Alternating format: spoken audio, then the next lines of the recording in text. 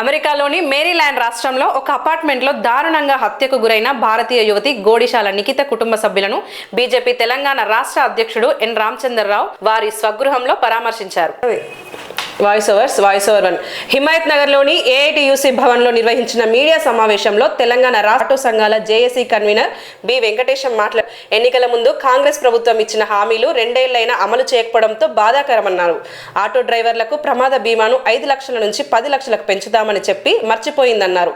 Auto కార్మికుల సంక్షేమ board ఏర్పాటు చేయాలని, ఓలా, ఊబర్, 2 వీలర్ నిషేధించాలని డిమాండ్ చేశారు.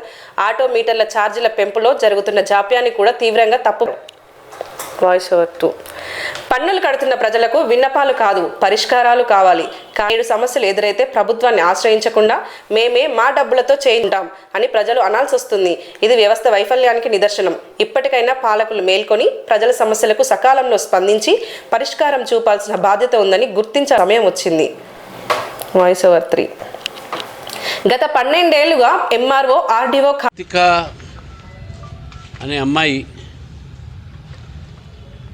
మొన్న అమెరికాలో మరణించినటువంటి సమాచారము వారి యొక్క తల్లిదండ్రులకు, వారి చెల్లెలకు అందడం జరిగింది.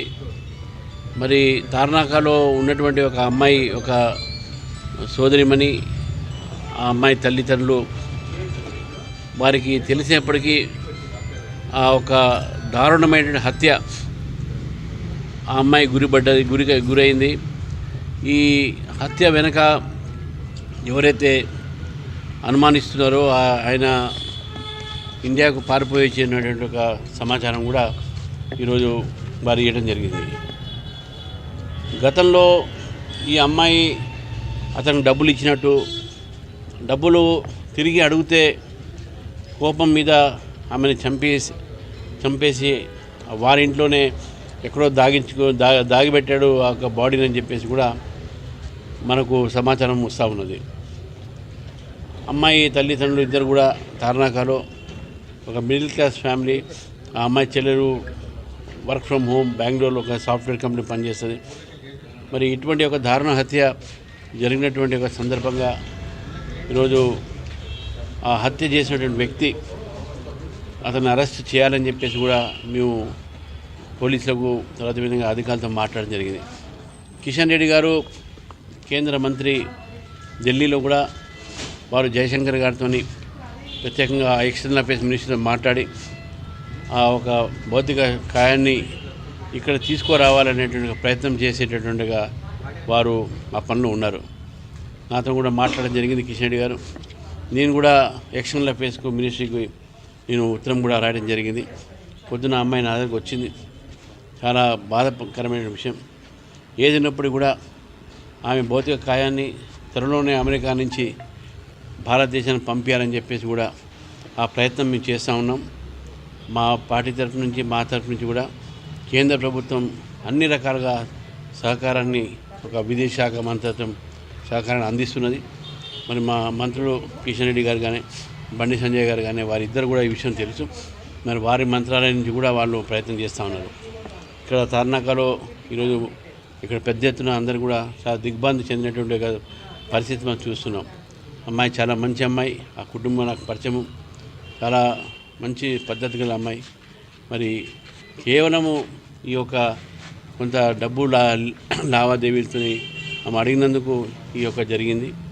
మరి ఈరోజు వారికి, ఒక కుటుంబానికి నేను సంతాపం తెలపడానికి వచ్చాను. ఇక్కడ నాతో పాటు పార్టీ స్పోక్స్ పర్సన్ సుభాష్ గారు కూడా వచ్చారు. ఇద్దరు ఇక్కడ లోకల్గా మా వైస్ ప్రెసిడెంట్ అయిన బండా కార్తిక్ గారు, ఇక్కడ స్థానికంగా ఇక్కడ ఉన్నటువంటి మా నాయకులు అందరూ కూడా రావడం జరిగింది.